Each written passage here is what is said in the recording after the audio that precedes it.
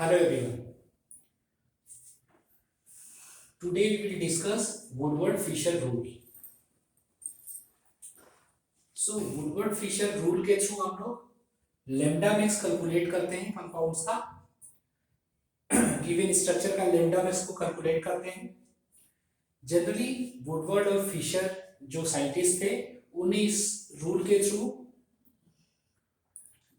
Dance का, ट्राइन्स का, alpha beta unsaturated organic compounds का, साइक्लिक कंपाउंड्स का, एरोमेटिक कंपाउंड्स का जो है वो लेमडा मैक्स कैलकुलेट किया. सो आपको पता है अल्ट्रावायलेट स्पेक्ट्रोस्कोपी जो यूवी स्पेक्ट्रोस्कोपी होता है उसमें इस इंस्ट्रूमेंट के थ्रू हम लोग लेमडा मैक्स कैलकुलेट करते हैं. Lambda is the wavelength, you all know that. और जो अल्ट्रावायलेट स्पेक्ट्रोस्कोपी है उसका प्रिंसिपल क्या होता है? It is based on electronic excitation. Electrons जो है वो एनर्जी को एब्जॉर्ब करते हैं और ये एनर्जी एब्जॉर्ब करने के बाद ग्राउंड स्टेट से हायर स्टेट में जाते हैं और फिर जब हायर स्टेट से वापस रिटर्न ग्राउंड स्टेट में आते हैं then they will emit the energy in a form of light और in a form of packets. So अगर वो इलेक्ट्रॉन एब्जॉर्ब करके एनर्जी ग्राउंड स्टेट से हायर स्टेट में जाते हैं तो उसे एब्जॉर्प्शन यूवी स्पेक्ट्रोस्कोपी बोलते हैं. when they will comes into the ground state then they emit the energy in the form of lights, तो उसको हम लोग बोलते हैं इमिशन यूवी स्पेक्ट्रोस्कोपी.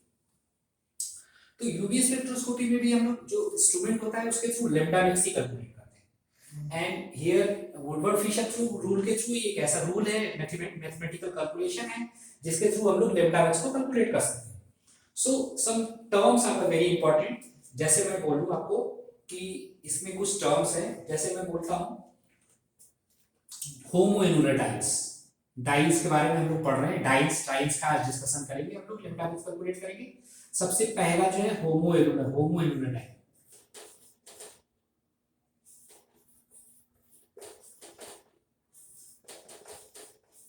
होमोएनुलर डाइस ये मैंने रिंग बनाया, बेंजीन की रिंग बनाई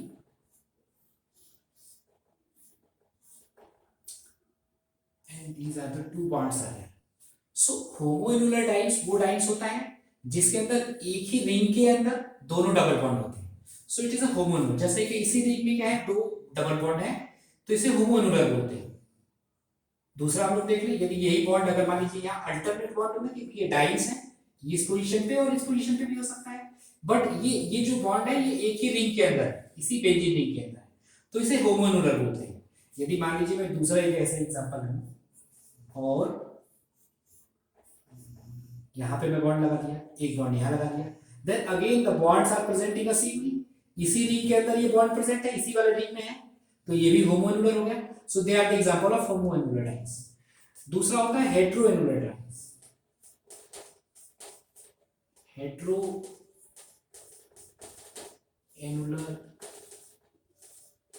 होमोएनुलर and heteroannular dienes. Heteroannular dienes क्या होता है? यदि मान लीजिए कि ये बेंजीन रिंग है और इस रिंग के दो रिंग मैंने ऐसे बनाई है अलग-अलग और ये double bonds, they are the alternate double bonds देना है तो आप इस पोजीशन पे और इस पोजीशन पे दे सकते हैं. So they are the heteroannular dienes are those dienes which are having the alternate double bond in a two different ring. Double bonds जो हैं ये डिफरेंट रिंग में प्रेजेंट है.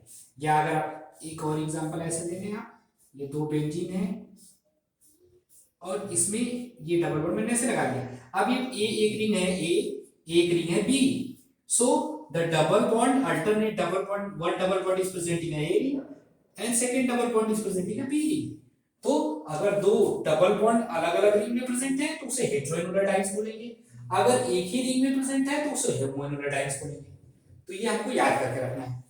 Homoannular dienes are those dienes which are having the alternate double bond in a same ring. एक ही ring के अंदर अगर double bonds है तो उसे होमोएनुलर डाइस बोलेंगे.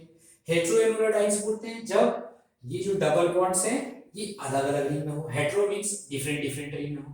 These are the two different. इसमें भी देखिए एक ए रिंग ये मान लीजिए, भी बी रिंग इसको मान लीजिए, तो एक इस डबल बॉन्ड इधर है, एक डबल बॉन्ड इधर है. So two different rings, so heteroannular dice.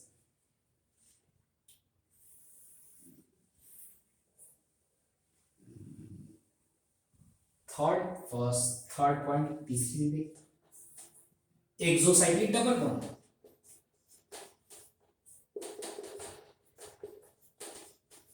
ये कुछ टर्म्स हैं जिनको हमको याद करना पड़ेगा, जिसको हमको जानना पड़ेगा. एक्सोसाइक्लिक डबल बॉन्ड, मान लीजिए कि मैं एक रिंग बनाता हूँ, ये एक साइक्लिक रिंग है, इसके अंदर एक डबल बॉन्ड है ये, और एक डबल बॉन्ड ये ऐसा है, तो क्या बोलेंगे, इस रिंग ए, मान लीजिए रिंग ए है, तो ये जो डबल बॉन्ड है, ये बॉन्ड जो है इस रिंग के अंदर है, इसको बोलते हैं एंडोसाइक्लिक, एंडोसाइक्लिक डबल बॉन्ड। और एक बॉन्ड है जो रिंग से बाहर है, एक्सोसाइक्लिक डबल बॉन्ड, जो बॉन्ड रिंग के बाहर हो। अब मान लीजिए मैंने एक एग्जांपल लिया दूसरा, इसमें दो रिंग बनाया है, these are the two ring, मैंने ऐसे दो रिंग बना दी, अलग अलग दो रिंग बना दी। मैं क्या बोलता हूं, एक ये, एक मैंने बॉन्ड यहां लगा दिया, और एक बॉन्ड मैंने, आपको पता है कि डाइस है तो एक बॉन्ड के बाद ही लगेगा, अल्टरनेट बॉन्ड्स होते हैं तो एक बॉन्ड यहां लगेगा, ठीक है। अब देखिए, अब इसमें क्या है, ये अगर रिंग ए मान लें इसको, और इसको रिंग बी मान लें, ठीक है, तो इसमें क्या है, ये वाला बॉन्ड और ये वाला बॉन्ड कैसा है, दोनों क्या है, ये रिंग ए के अंदर है और ये रिंग बी के अंदर है, मींस बोथ आर द एंडोसाइक्लिक, ये रिंग के अंदर है इसलिए ये दोनों ही एंडोसाइक्लिक डबल बॉन्ड है। फिर से बताता हूं मैं, ये रिंग के अंदर ए रिंग है मान लेंगे, तो ये बॉन्ड रिंग के अंदर है, ये बी रिंग है, इसमें भी ये बॉन्ड रिंग के अंदर है, कोई भी एक्सोसाइक्लिक डबल बॉन्ड नहीं है इसमें, ये क्या है, एंडोसाइक्लिक। एक दूसरा एग्जांपल लेता हूं मैं फिर से, यदि मान लीजिए इसी रिंग को मैंने ऐसा बनाया,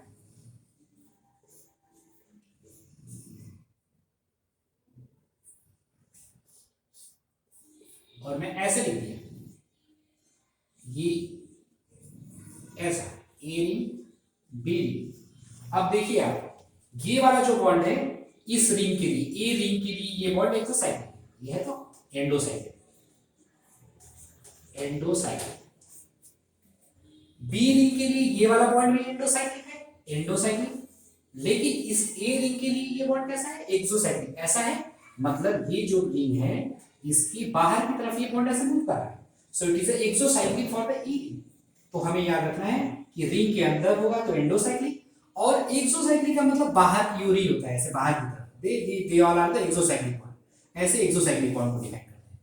सो एंडोसाइक्लिक मतलब अंदर की ओर, इस रिंग में बी रिंग के लिए देखें तो ये एंडोसाइक्लिक है, लेकिन एक्सोसाइक्लिक कोई नहीं है, ये भी इसको इसका एक्सोसाइक्लिक नहीं बोल सकते क्योंकि इससे अटैच नहीं है, अटैच नहीं, when it will attach from the ring, अगर ये बॉन्ड यहां पे होता है, यहां ना होके यहां पे होता तो अल्टरनेट होता, तो ए रिंग के लिए ये बॉन्ड एक्सोसाइक्लिक, बी रिंग के लिए ये बॉन्ड एक्सोसाइक्लिक, क्लियर। तो एक होता है एंडोसाइक्लिक, एक्सोसाइक्लिक। एंडोसाइक्लिक वो बॉन्ड्स होते हैं, endocyclic are those bonds which are present inside the ring, exocyclic are those double bonds which are present in from the outside of the ring, which are attached with the ring also. एक term है double bond extended conjugation, double bond already written here, extended conjugation. So double bond extended conjugation का मतलब, मान लीजिए कि मैंने ऐसे एक रिंग बनाया, मैंने ऐसा रिंग बनाया है, मैंने बोला कि डाइस है आपका ये, ठीक है, ये अल्टरनेट डबल बॉन्ड डाइस हो गया। आपको पता है हम लोग डाई को केवल इतना ही पोर्शन में भी देखना होता है, ये यहां तक का पोर्शन, यहां पे डबल बॉन्ड चाहिए, इसको अगर मैं शॉर्ट फॉर्म में तो ये डाइस है, these are the diene portion, okay. अब ये मान लीजिए दूसरी रिंग में इसी को एक्सटेंड करने के लिए यहाँ पे ट्रिपल, तीसरा ट्राइस के फॉर्म में, so these double bond are extended from the, it is a extended double bond, ये जो है एक्सटेंड किया, इस डाइस को एक्सटेंड किया इन फॉर्म ट्राई, तो it is a extended double bond, let's say it is अ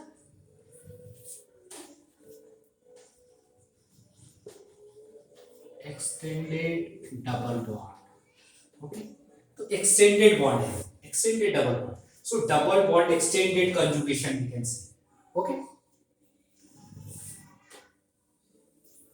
अब ये तो बेसिक जो है, these are the some basic things जो हमको जानना है। एक एग्जांपल लेके समझते हैं हम कि how can we calculate the lambda max। जैसे एक सिंपल सा एग्जांपल लेता हूं मैं, ये आप लोग का साइक्लिक डाइस का बहुत सिंपल सा एग्जांपल लेता हूं मैं, जितने रिंग्स बना रहा था उसी के अकॉर्डिंग एग्जांपल लेते हैं हम लोग। एक बॉन्ड यहाँ है मान लीजिए, एक बॉन्ड यहाँ है। हमको याद क्या रखना है कि लैम्डा मैक्स कैलकुलेशन, जब हम लोग लैम्डा मैक्स को कैलकुलेट कर रहे होंगे तो हमको क्या क्या चीजें लेनी है ये हमको याद करना है। तो लेम्डा मिक्स को कैलकुलेट करने के लिए ही ये चारों चीजें मैंने लिख रखी है। सबसे पहले जो होता है पेरेंट वैल्यू, तो मैंने आपको बताया कि होमोन्यूलर डाइंस ये हम लोग जो है डाइंस और ट्राइंस के लिए कैलकुलेट कर रहे हैं हम लोग lambda max. Today we will discuss the calculating lambda max for the dienes और ट्राइंस। तो मैं क्या बोल रहा हूं कि जो दो दो मैंने बताया, एक होता है होमोन्यूलर डाइंस, होमोन्यूलर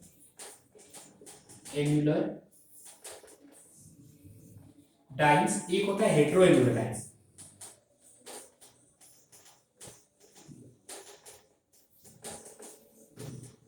होमोन्यूलर डाइंस मतलब एक ही रिंग के अंदर दोनों बॉन्ड। ये वाला जो मैंने एग्जांपल लिया है इसमें एक ही रिंग के अंदर दोनों डबल बॉन्ड्स हैं। होमोन्यूलर डाइंस जो होता है उसके लिए हमेशा ये बेस वैल्यू होता है, पेरेंट वैल्यू बोली ये ऊपर लिखा हुआ है पेरेंट वैल्यू या बेस वैल्यू। तो इस बेस वैल्यू को याद करना होता है। जो होमोन्यूलर डाइंस के लिए होता है ये 253 नैनोमीटर। और जो हेटेरोन्यूलर डाइंस, यदि ऐसा हेटेरोन्यूलर मतलब जो अलग अलग रिंग में जब डबल बॉन्ड, हमने जो एग्जांपल लिया है अगर हमको ये ऐसा एग्जांपल ले कि एक डबल बॉन्ड इस रिंग में वो दूसरा डबल बॉन्ड यहाँ हो, जैसे मैं यहाँ डबल बॉन्ड लगाता इसको ना लगाता तो ये हेटेरोन्यूलर डाइंस हो जाता। ठीक है, अभी मेरे को एग्जांपल डिस्कस करना है तो मैं इसी को लगा कर रखता हूँ, वन बाय वन हम लोग डिस्कस करेंगे। ये एग्जांपल लूंगा मैं। तो हेटेरोन्यूलर डाइंस की 255 नैनोमीटर, 215 नैनोमीटर, 215 नैनोमीटर। ओके, तो ये बेस वैल्यू है, पेरेंट वैल्यू है, ये याद करके रखना है। होमोन्यूलर डाइंस जो होता है जब डबल बॉन्ड्स एक ही रिंग के अंदर हो तो उसे होमोन्यूलर डाइंस बोलते हैं। हेटेरोन्यूलर डाइंस जो होता है जब ring double bonds, two alternate double bonds are present in a two different ring, then it is a heteroannular dienes बोलते हैं उसे। ठीक है, तो ये हमारा पेरेंट वैल्यू हो गया। रिंग रेसिड्यू की बात करें, रिंग रेसिड्यू और एल्किल सब्स्टिट्यूशन का मतलब है कि हम लोग ये एक एग्जांपल देख रहे हैं। ठीक है, होमोन्यूलर हेटेरोन्यूलर देखिए, इसको थोड़ा सा मिटाता हूं मैं, आपको समझ में आ गया कि ये वैल्यू याद कर रखना है। होमोन्यूलर के लिए 253 और हेटेरोन्यूलर के लिए हमारे पास 215। मैं क्या बोलता हूं कि ये जो टाइम्स है आपको पता है, ये टाइम्स यहां से जो ये इतना पोर्शन ही तो टाइम्स है, ये डबल बॉन्ड ये double bond.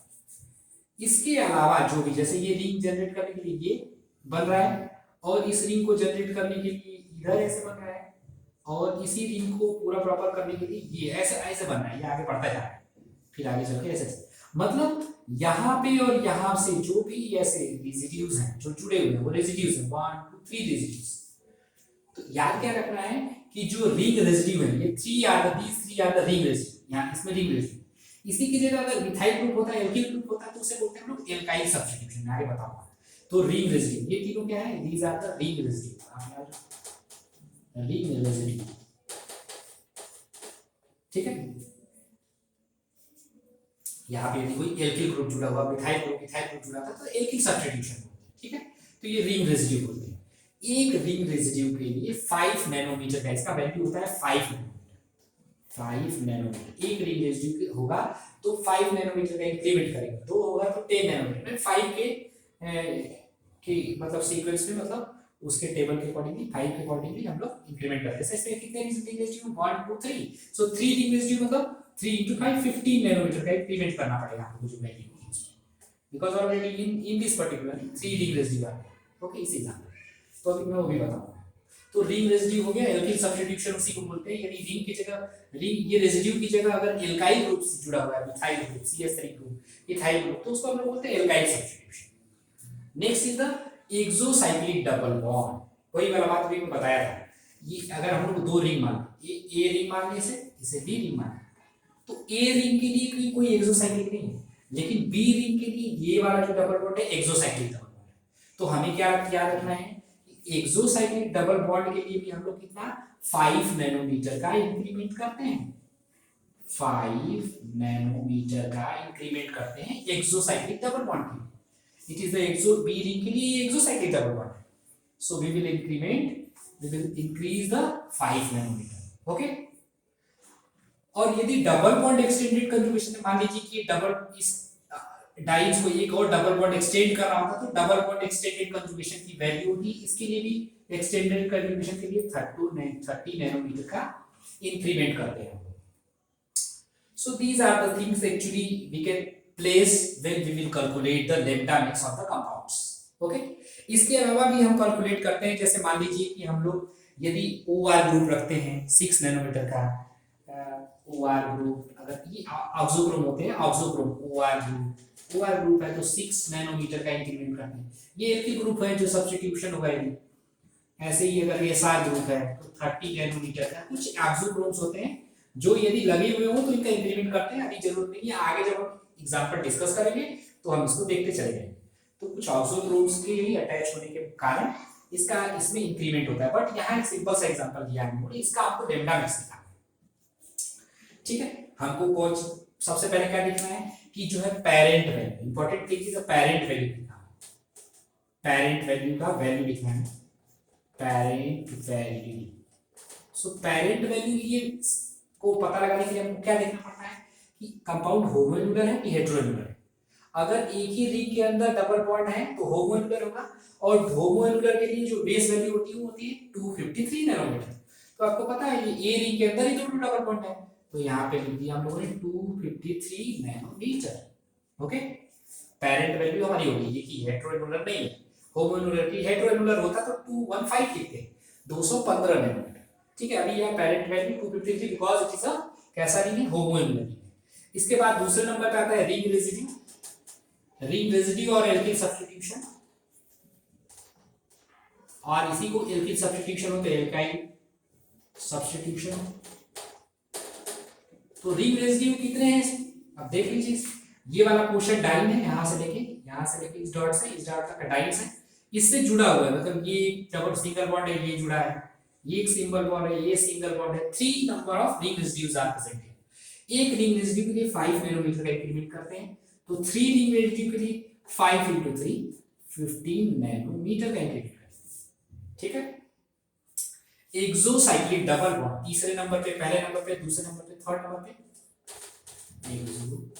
Exocyclic double bond. Exocyclic double bond के लिए, एक एक्सोसाइक्लिक डबल बॉन्ड के लिए हम लोग 5 नैनोमीटर का इंक्रीमेंट करते हैं। जितना नंबर ऑफ एक्सोसाइक्लिक बॉन्ड होगा इनटू उतना कर देंगे हम। जैसे मान लीजिए ए रिंग की कोई एक्सोसाइक्लिक नहीं, कोई डबल बॉन्ड नहीं बाहर की तरफ, बट बी रिंग के लिए ये वाला बॉन्ड एक्सोसाइक्लिक बॉन्ड है।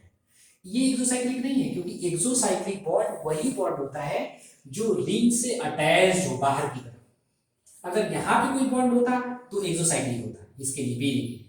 लेकिन अभी केवल एक ही है, यदि यहाँ पे कोई बॉन्ड होता बाहर की तरफ तो ये एक्सोसाइक्लिक, दो बार एक्सोसाइक्लिक होता है, लेकिन अभी यहाँ पे कुछ नहीं। हम लोग बहुत सिंपल सा एग्जांपल दे रहे हैं, इसमें एक एक्सोसाइक्लिक मतलब 5 नैनोमीटर का इंक्रीमेंट होगा। Last point is a double bond extended, double bond extended conjugation. आपको पता है कि एक्सटेंडेड नहीं है, केवल डबल बॉन्ड ही है। ये डबल बॉन्ड को एक्सटेंड करने वाला कोई तीसरा बॉन्ड नहीं है, तो इसके लिए कोई वैल्यू नहीं होगी, 0 नैनोमीटर, कोई वैल्यू नहीं। अगर ये एक्सटेंडेड होता तो हम इसमें 30 नैनोमीटर का इंक्रीमेंट करते हैं। Okay, not here in extended conjugation. So what we will do, ये एक्सटेंडेड कंजुगेशन का जरूरत नहीं है, इसको हम मिटा सकते हैं। अब इन सारों को प्लस कर देंगे, मींस 253 प्लस 15 प्लस 5, प्लस कर देता हूं मैं, 253 plus 15 nanometre plus 5, 5 5 10 plus 3 13 3 273 nanometer. So it is the value of lambda max of given cyclic compound. ये lambda max की वैल्यू होगी इसकी। क्लियर? एक दूसरा एग्जांपल हम लोग और देख लेते हैं, नोट डाउन कर सकते हैं आप इसको। पेरेंट वैल्यू लिया है हम लोगों ने, होमोन्यूलर बोला था हम लोगों ने, क्योंकि एक ही रिंग के अंदर ये बॉन्ड है, अल्टरनेट डबल बॉन्ड्स, डाइन्स है, cyclic diene. Parent value 253। Ring residue alkyl substitution, तो रिंग रेसिड्यू है इसमें, एक ये रिंग रेसिड्यू जुड़ा हुआ होगा, एक दूसरा ये रिंग रेसिड्यू, तीसरा ये रिंग रेसिड्यू। रिंग रेसिड्यू को हम बहुत इजीली समझ सकते हैं। रिंग रेसिड्यू का मतलब होता है कि हमको ये जानना है कि जैसे ये कंपाउंड है, अगर मान लीजिए इसमें डबल बॉन्ड यहाँ और एक अल्टरनेट लगाना यहाँ लगाया, तो इससे जुड़े हुए डाइन, यहाँ से यहाँ तक का पोर्शन तो डाइन है, ये वाला पोर्शन डाइन था, ये डाइन, ये डाइन्स, यहाँ से यहाँ तक का डाइन्स है। अगर हम नंबरिंग करते तो 1 2 3 4 ऐसा ही होता ना, तो इसे बोलते हैं हम लोग, क्या बोलते हैं, 1,3 ब्यूटाडाइन हो गए। अगर ये साइक्लिक हो जाएगा तो साइक्लिक डाइन्स हो गया। अब मैं क्या बोल रहा हूँ, ये साइकिल किसके अंदर है, साइक्लिक कंपाउंड के अंदर है, तो ये जो जुड़ा हुआ पोर्शन है ये रिंग रेसिड्यू हो जाएगा। जितने भी जुड़े हुए पार्ट हैं उस पर्टिकुलरली पॉइंट से, इस पर्टिकुलर कार्बन पॉइंट से, these all R ring residue. जैसे इस कार्बन पॉइंट से दो जुड़े हुए अलग, ये 2 bonds are there, so 2 ring residues है। ओके, तो ये हमें याद रखना है।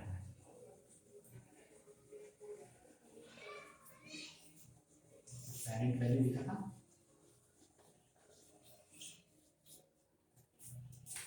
एक दूसरा कंपाउंड लेता हूं एग्जांपल में, सिंपल सा कंपाउंड। मान लीजिए मैंने कंपाउंड लिया, अभी आप समझ गए, मिटा देता हूं। कंपाउंड लेके हम लोग एग्जांपल ही देखते हैं डायरेक्टली। ये कंपाउंड लिया मैंने,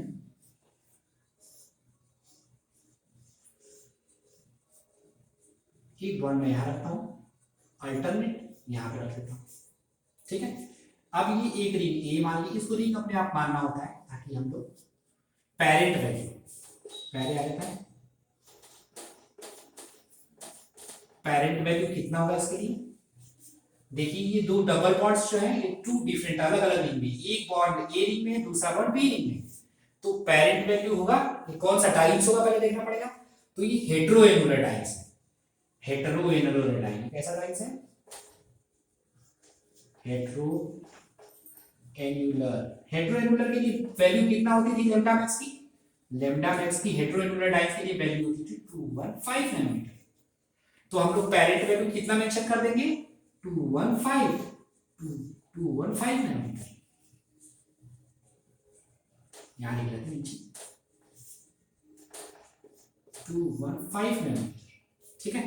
अब इसके अलावा दूसरे नंबर पे क्या आता है, पहले नंबर पे तो ये आता है, दूसरे नंबर पे हम लोग देखते हैं एल्किल सब्स्टिट्यूशन और रिंग रेसिड्यू, रिंग रेसिड्यू बोले या एल्किल सब्स्टिट्यूशन। अब देखिए आप यहां से देखिए यहां तक का पोर्शन टाइम, इससे जुड़ा हुआ रिंग रेसिड्यू, देखिए ये जुड़ा हुआ है, ये भी बॉन्ड जुड़ा हुआ है, भले बीच में तो क्या हुआ, ये भी बॉन्ड जुड़ा हुआ है, मतलब 3 रिंग रेसिड्यू आ गए। सो 1 रिंग रेसिड्यू के लिए 5 नैनोमीटर का इंक्रीमेंट, तो 3 रिंग रेसिड्यू के लिए 5 into 3 15 nanometre. Okay, third point क्या आ जाएगा, exocyclic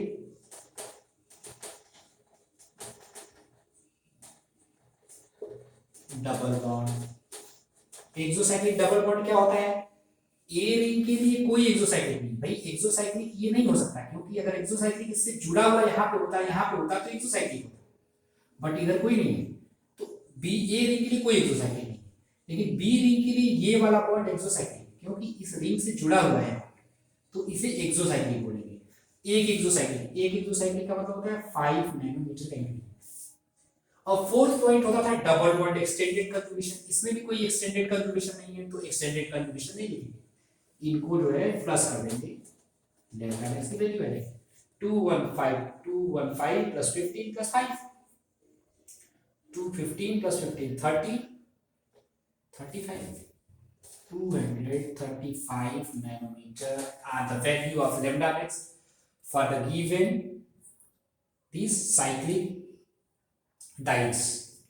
Okay, so calculated value is 235 nanometers here. एक एग्जांपल हम और ले लेते हैं, नोट डाउन कर सकते हैं आप चाहे तो। Just we will take a third example.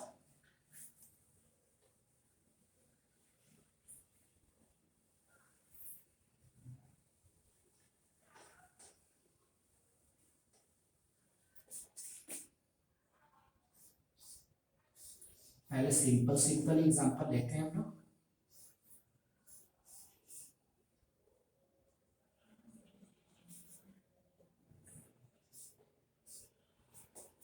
Example लेते हैं हम लोग, ये भी क्या है, डाइस है, साइक्लिक डाइस है, 2 अलग अलग डिफरेंट रिंग है और दोनों ही रिंग में बॉन्ड्स है, so it is a which type of the, it is a heteroannular dice.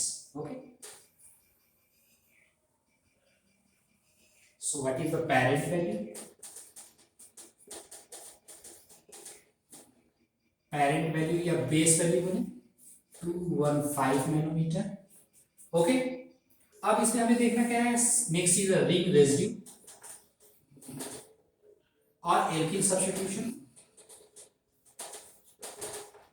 तो पहले रिंग रेजिड्यू एल्किल सब्स्टिट्यूशन देखें, यहां से लेके यहां तक का डाइन्स है, इससे जुड़ा हुआ पॉइंट 1 2, ये तो डाइन्स ही है, तो ये 3 4 रिंग रेजिड्यू मतलब 4 5 into 4, एक रिंग रेजिड्यू के लिए 5 नैनोमीटर का इंक्रीमेंट, तो 4 रिंग रेजिड्यू के लिए 20, टोटल हो गया 20 नैनोमीटर का इंक्रीमेंट।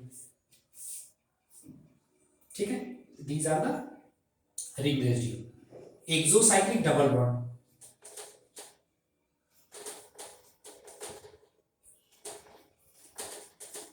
कोई भी एक्सोसाइक्लिक, ए रिंग के बाहर कोई भी डबल बॉन्ड नहीं है एक्सोसाइक्लिक, बी रिंग के लिए भी कोई एक्सोसाइक्लिक नहीं है, so zero value. Double bond extended conjugation, double bond extended conjugation, double bond extended conjugation मतलब इस डबल बॉन्ड को कोई दूसरा बॉन्ड एक्सटेंड कर रहा होता तो वैल्यू लेते हैं, यहां कुछ नहीं है तो 0 नैनोमीटर, 0 नैनोमीटर। मतलब बोलेगा क्या है, पेरेंट वैल्यू और रिंग रेजिड्यू को ऐड कर देंगे तो हमारी लेम्डा मैक्स की वैल्यू आ जाएगी। इसमें example, not required the exocyclic double bond and the double bond extended conjugation, so plus here, so 235 nanometer when we will 20 plus 250, 235 nanometer is the value of lambda max for the given compound. So it is a general calculation method of the lambda max for the dienes, for the trines.